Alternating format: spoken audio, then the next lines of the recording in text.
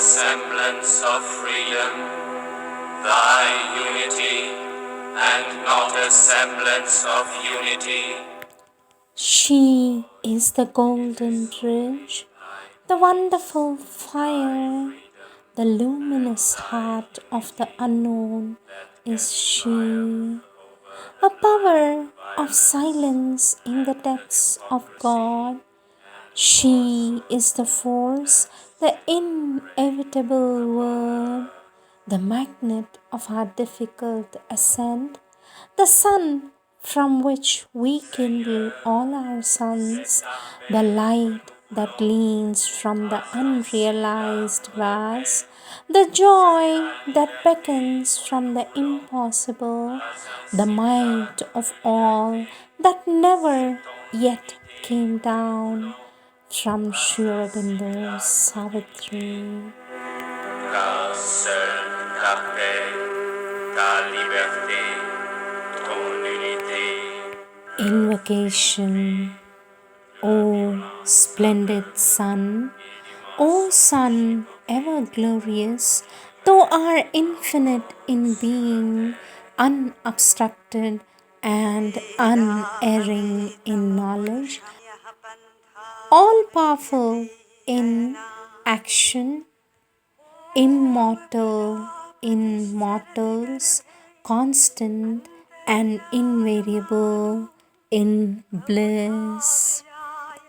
Yet thou art also seated within us as the Godhead of our being.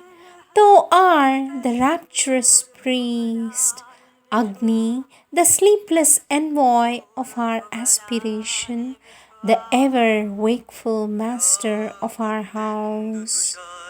Thou art the leader of our march on the path of the integral yoga, the ceaseless and untiring worker in us, the invincible warrior on our journey, piercing all darkness and removing all difficulties. O flaming sun of the truth, with divine perception of the steps of our journey, uplift us from our limitations, deliver us from our ignorance and falsehood, bring us the victory of thy truth in all parts of our being, and manifest thy Godhead seated within. सिद्धि बुद्धि प्रदे देवी, मुक्ति मुक्ति प्रदायिनी, मंत्र मूर्ते सदा देवी, Mahavira. Words of our Divine Mother from the book Sweet Mother, Harmonies of Light, Part 2, page 46, topic To correct one's defects. Our Divine Mother says, watch carefully within yourself and see what is revolting, which part of your being doesn't collaborate. Concentrate carefully in order to apply the force, and we shall see. First of all, one must be able to distinguish the part that does not agree. Then one must go deeply into it to find the cause. Then you will do this operation, pour the peace and force so that it may change. Once you decide that nothing in your whole being ought to contradict the aspiration of your deepest truth, then you have to try every possible means at your disposal, even force, in order to get rid of that the rebel. Then there won't be any reason to worry at all. For with the will to realize comes the power to conquer everything. All that was blocking the way disappears immediately. But one must have or develop such a will that doesn't accept anything whatsoever. No beating about the bush. I want that and only that. It is as clear as daylight. You shouldn't waver. Do you understand?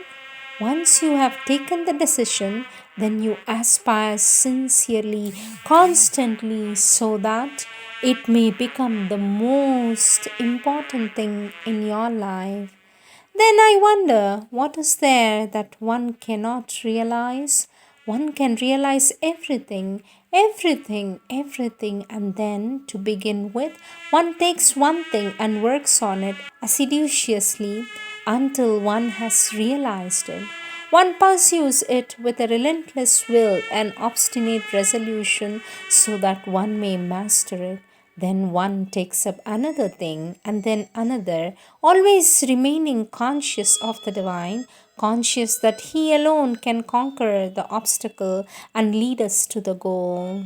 To correct a defect or a weakness within oneself, one pursues it with a sustained vigor and the determination to reject it out of oneself once for all.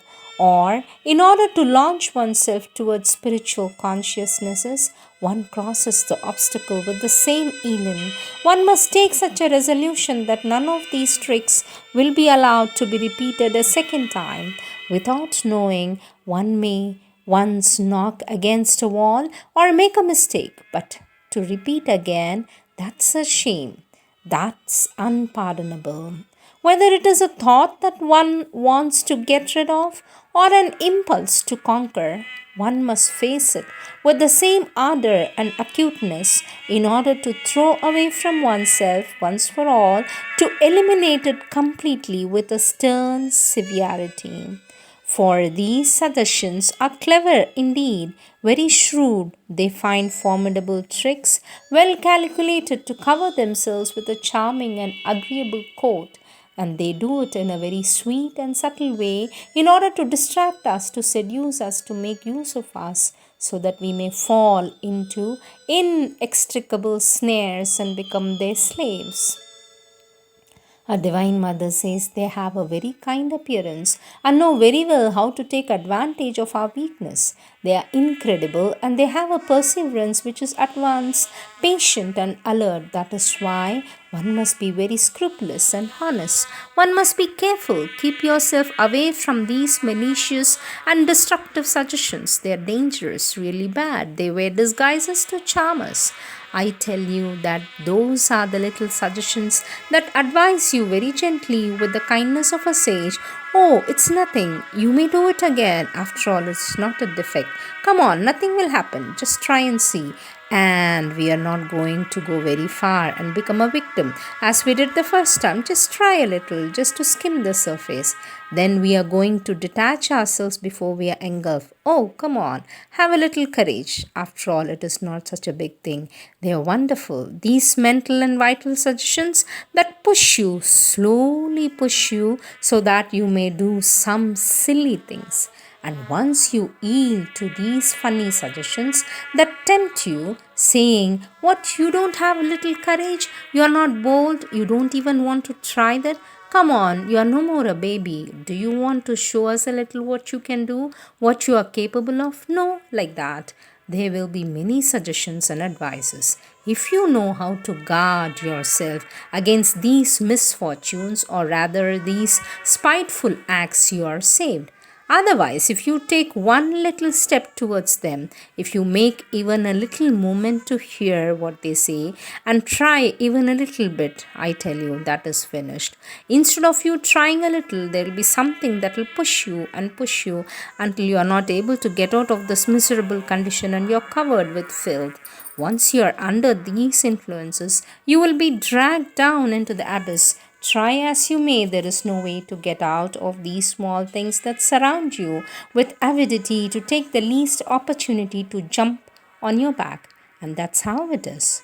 All the time, there are some forces spying on us, watching on us, trying to possess us in order to find the least opportunity and indiscernible possibility. If there is a little hole in our armor, immediately they attack us in the spirit of revenge.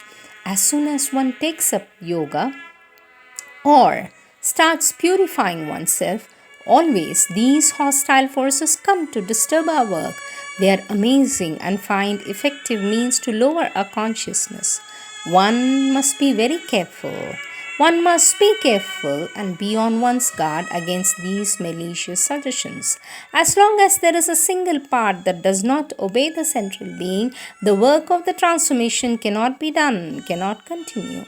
All the parts of the being must be purified and they must obey only the central being to find the divine presence, which alone can help us to abandon ourselves in His hands, to be guided, to be guided. This is the only refuge. Next subtopic, the head and the heart. I tell you a secret, if you follow it, it will help you very much in your life. Always act according to your heart and not according to your mind, and you will see that everything appears in a different way. If you can put this into practice, it is a good lesson.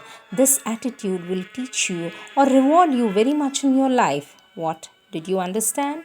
For this, the child says, "Yes, sweet mother, but sometimes I can't distinguish between the two." For this, our Divine Mother says, "You can't distinguish?" The child says, "Yes, mother, one has to cultivate all these by themselves." For this, our Divine Mother says, "Then you should have made an effort." I can understand very well.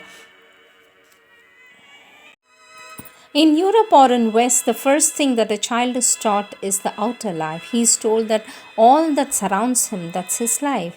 He must take advantage of all his benefits and enjoy what is around him. But here, it's exactly opposite in India. You are told the only thing which exists is within yourself. It is the only aim of your life to find the divine, to be guided. Do not think that I shall do everything for you. For this, the child says, "But sweet mother, that's why I'm aspiring for, so that you take charge of me completely and act through me." For this, our Divine Mother says, "That is different. Once you made your own effort, you have been able to open yourself to me, then only shall I do everything, not for you personally, but for Him who is within you there." And our Divine Mother points out at the heart, and it will be the same thing that He Himself would do. But then it is I who will be acting through you. These are the divine words of our Divine Mother.